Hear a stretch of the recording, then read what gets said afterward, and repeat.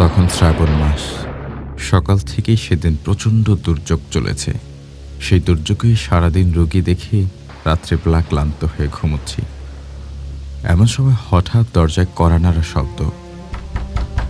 ঘুম ভেঙে উঠে বসে কেরোসিনের কপিটা জ্বলে সাড়া দিলাম। কে? বাইরে থেকে কোনো প্রত্যুত্তর এলো না। তাই আবার জিজ্ঞেস করলাম, কে ডাকে? এবার উত্তর এলো, আমি সনাতন, একবার দরজাটা খুলুন না ডাক্তারবাবু। সনাতন বাতাস পড়ে থাকে। কালোর স্ত্রী কলেরায় মারা গেছে, কিন্তু এত রাতে সনাতন আবার এসেছে কেন? তবে কেমন নতুন করে কারো অসুখ করলো? এই অঞ্চলে ডাক্তার বলতে একা আমি, কিন্তু ভাগ্যের এমনই পরিহাস যে এই মহামারীতে একটি রোগীরও প্রাণ আমি রক্ষা করতে পারিনি। সেজন্য কারো বাড়ি যেতে লজ্জায় আমার মাথা কাটা যাচ্ছে, অথচ ডাক্তার হিসেবে রোগীর বাড়ি থেকে কল পেয়ে না গিয়েও থাকতে পারছি না। তাই ব্যর্থতা ঢাকবার জন্য সম্পূর্ণ বিনা পয়সায় আমি চিকিৎসা চালাচ্ছি। আমি বিছানা থেকে উঠে সনাতনকে দরজা খুলে দিতেই সনাতন অন্ধকারে বাইরে দাঁড়িয়ে হাউ মাউ করে কেঁদে উঠল। ডাক্তারবাবু গো, বাঁচান। কি হলো সনাতন? কার কি হলো আবার? আমার এই একটি মাত্র ছেলে ডাক্তারবাবু, তারও হয়েছে। যেমন করেই হোক ওকে আপনি বাঁচান। বউটা গেছে, ছেলেটার মুখ চেয়ে বুক ধরে বেঁচে আছে। ও চলে গেলে আমাকে আত্মহত্যা করতে হবে ডাক্তারবাবু, না হলে আমি পাগল হয়ে যাব। আমি সনাতনকে আশ্বাস দিয়ে আমার ডাক্তারি ব্যাগটা ওর হাতে দিলাম। ব্যাগ নিয়ে সনাতন বলল, আমি তাহলে এগোচ্ছি ডাক্তারবাবু, আপনি আসুন। ছেলেটা ঘরে একলা আছে। হ্যাঁ হ্যাঁ যাও, আমি এক্ষুনি যাচ্ছি। সনাতন এগুলো।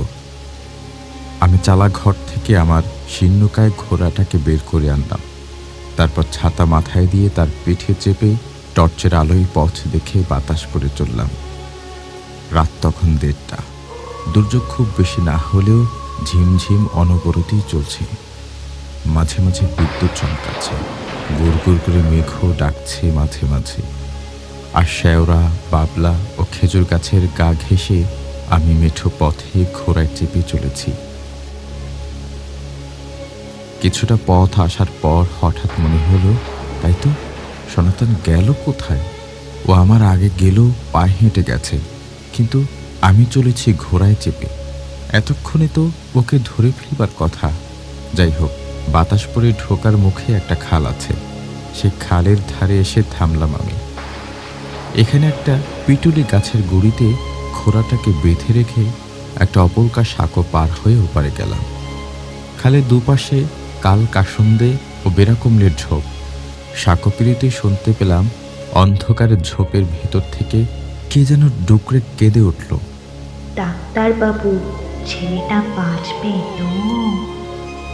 গায়ের লোম খাড়া হয়ে উঠল আমার। শরীরের সমস্ত রক্ত যেন হেম হয়ে গেল। এই যে সনাতনের বউ সৌদামির গলা, সেই সৌদামণিকে আমি আমার ডাক্তারি বিদ্যা প্রয়োগ করে বাঁচাতে পারিনি। কাল দুপুরে আমার চোখের সামনে সে মারা গেছে। গায়ের লোকেরা মুখাগ্নি করে কাল যাকে খালের জলে ভাসিয়ে দিয়েছে, সেই সৌদামিনী ছেলের অসুখের জন্য হাহাকার করে উঠল কি করে? এমন সময় অপ্রত্যাশিতভাবে সনাতনের দেখা না পেলে হার্টফেল করে ফেললাম। সনাতন একটা হারিকেন নিয়ে এগিয়ে এসে বলল, তাড়াতাড়ি পা চালিয়ে আসুন ডাক্তারবাবু, ছেলেটা কেমন করছে। আমি ভীত হয়ে বললাম, কিন্তু সনাতন, একটু আগে তোমার বইয়ের গলায় কে যেন। সবে কান দিবেন না ডাক্তারবাবু, ওরকম অনেক কান্নাই শুনতে পাবেন এবার থেকে। সারা গা উজাড় হয়ে গেল, মানুষের আত্মাগুলো সব যাবে কোথায়? তাড়াতাড়ি আসুন। আমি মনে সাহস সঞ্চয় করে সনাতনের পিছু পিছু চললাম। কি জোরে জোরে হাঁটছে সনাতন। তারপর এক সময় সনাতনকেও দেখতে পেলাম না। দেখলাম শুধু হারিকেনটাই মাঠের উপর দিয়ে ভেসে ভেসে চলেছে। আমার তখনকার অবস্থার কথা বলে বোঝানোর নয়। আমি মন্ত্রমুগ্ধের মতো সে আলোকের অনুসরণ করলাম। এক সময় আলোটাও মিলিয়ে গেল। আমি তখন সনাতনের ঘরের সামনে দাঁড়িয়ে আছি। ঘরটা অন্ধকার। ঘরের সামনে দাঁড়িয়ে ভয়ে ভয়ে কাঁপা গলায় ডাকলাম, সনাতন, সনাতন। কোনো সাড়া নেই। আবার ডাকলাম, সনাতন, সনাতন। আমার ডাক শুনতে পেয়ে আশপাশের বাড়ি থেকে দু একজন আলো নিয়ে এগিয়ে এলো। কে, ডাক্তারবাবু নাকি? হ্যাঁ, সনাতন কোথায়? ওর ছেলের অসুখের খবর দিয়ে ডেকে আনলো আমাকে, অথচ ওকেই দেখতে পাচ্ছি না। পথের ঘটনার কথা অবশ্য বললাম না কাউকে। আমার কথা শুনে সকলে অবাক হয়ে গেল। সকলেই বিস্মিত হয়ে বলল, সনাতন আপনাকে ডেকে নিয়ে এলো?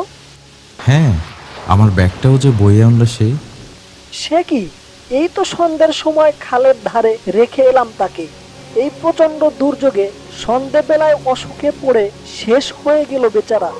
আপনাকে একবার খবর দেওয়ার সময় পেলাম না, তবে ওর ছেলের অসুখের কথা জানি না। চলুন তো দেখি। আমরা সকলে আলো নিয়ে ঘরে ঢুকতে দেখলাম সনাতনের ছেলেটা বিছানাপত্র নোংরা করে শুয়ে শুয়ে কাতরাচ্ছে। আমার ব্যাগটা সযত্নে বসানো আছে ওর মাথার কাছে। আমি যতটা সম্ভব ওকে পরিষ্কার করে স্যালাইন দিলাম, কিন্তু না, আমার এই চেষ্টাও ব্যর্থ হলো। ঘণ্টা খানেকের মধ্যেই মারা গেল ছেলেটা। সে রাত্রিটা ওই গ্রামের একজনের বাড়ি কাটালাম আমি।